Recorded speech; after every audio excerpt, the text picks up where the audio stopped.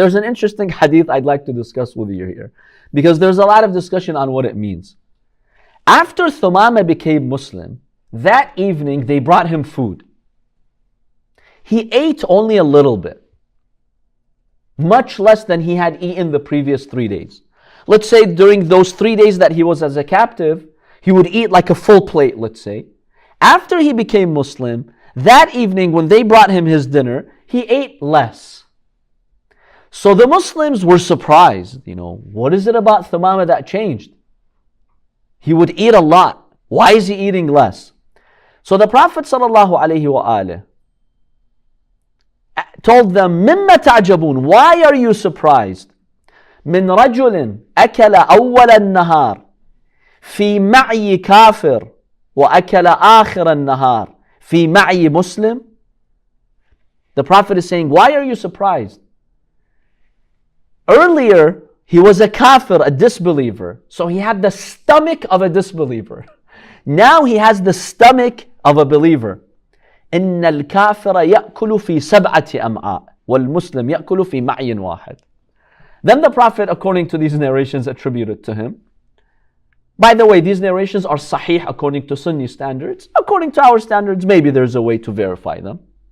But we have these narrations. Then the Prophet says, a kafir has 7 stomachs and a believer has 1 stomach. There's a war among scholars to understand this hadith, because we know scientifically, physically, that's not the case. When you become Muslim, it's not like the structure of your stomach is going to change, right? So what does the Prophet mean? Your stomach or intestines, the kafir has 7 more. What does that mean? There are a number of explanations or interpretations to this hadith. I will share 2. One of them is mentioned by Tafsir al-Qurtubi, which is a Sunni tafsir. He says that food has 7 desires and temptations. One is shahwatul tab. Naturally, we are inclined to food. Right? Naturally, we like food. وَشَهْوَةُ النَّفْسِ, and there's also a part of our nafs that pulls us to food. This is the second one. The third one, شَهْوَةُ الْعَيْنِ, the desire of the eye. When you look at food that's nicely prepared, you enjoy the scene of food, right? When you see food spread on a table, isn't that a source of joy for you? Sure. That's the third one. The fourth one is the mouth. Obviously, you're tasting the food. The fifth one is the ears. How do your ears enjoy food? Can you give me an example? Hearing the crunch. Exactly, hearing the crunch. Or when you're hungry and someone's preparing the food and you hear noise from the kitchen, you enjoy that because you know there's food next, right? That's a type of shahwa. And the nose, which is smelling the food. And obviously the last one is hunger itself, like you're hungry, right? So Qurtubi says, there are 7 desires associated with food. The kafir eats with all these desires wholeheartedly. He wants to fulfill all of these desires. But the true mu'min, he only eats out of hunger. He's not really obsessed with all these aspects. Yeah, he'll enjoy the smell of the food, for instance. But really, he's driven by just hunger. The reason why a mu'min eats is because he's just protecting himself from hunger and starvation. Otherwise, his goal in life is not to go out and eat. Whereas a kafir, no. He makes it a point to enjoy his food in the best way possible. So that's what the Prophet means. The kafir has 7 stomachs. That means he has 7 desires pulling him towards food. Whereas the mu'min, he just eats to stay alive, basically. Like the Prophet and the Imams, You never saw them overly joyed with food and obsessed with food like sometimes how we are. That's one interpretation to the hadith.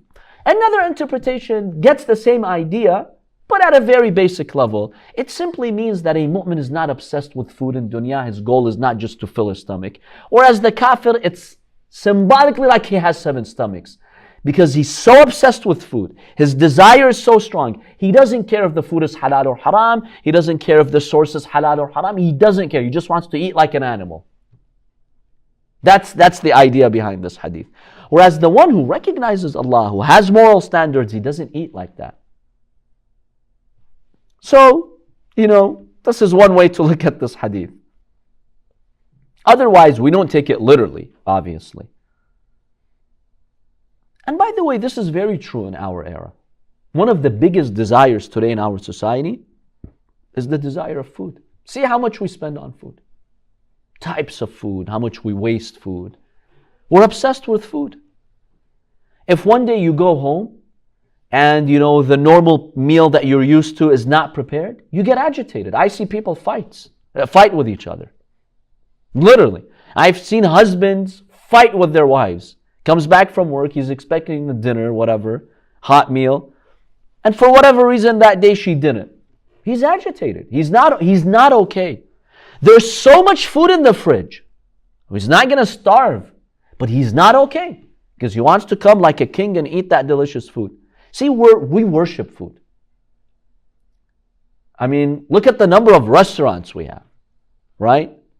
Our economy is driven by this desire of food. We go and eat to have fun. It's not haram. Don't misunderstand me.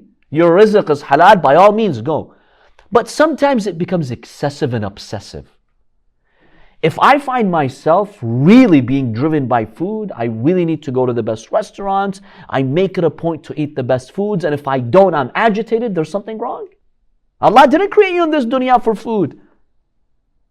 Occasionally you want to have a good time with your family, beautiful, that's fine. But some people are obsessed. Some people are obsessed. There are some people, some Americans, their lives revolve around food and restaurants. They'll spend half of their money on restaurants. That's too much.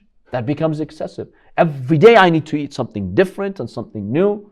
I know people, I've seen them, I've lived with some people who, if sometimes we're having lunch and it's not the dish that they really like, they won't eat.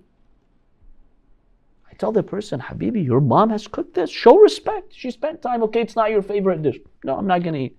Because that's not the dish that he likes. Who cares? Who said you have to eat your favorite dish every single day? And the person gets grumpy. He goes and sits alone. And then he'll order something for himself. That is not a quality of a believer. And remember when we talked about the akhlaq of the Prophet last year, when we examined the personal akhlaq of the Prophet, we mentioned something interesting. We mentioned that the Prophet ﷺ stated that the true mu'min eats with the desire of his family. That means if your family like a food, you don't really like it, you'll eat with them out of respect. And the munafiq, the hypocrite, is the one who imposes his taste on his family. We talked about this when we examined the akhlaq of the Prophet. So, this is what the hadith means. Otherwise, you'll find some people making fun of Islam. Look, the Prophet of Islam says disbelievers have 7 stomachs. This is, symbolic. This is not to be taken literally.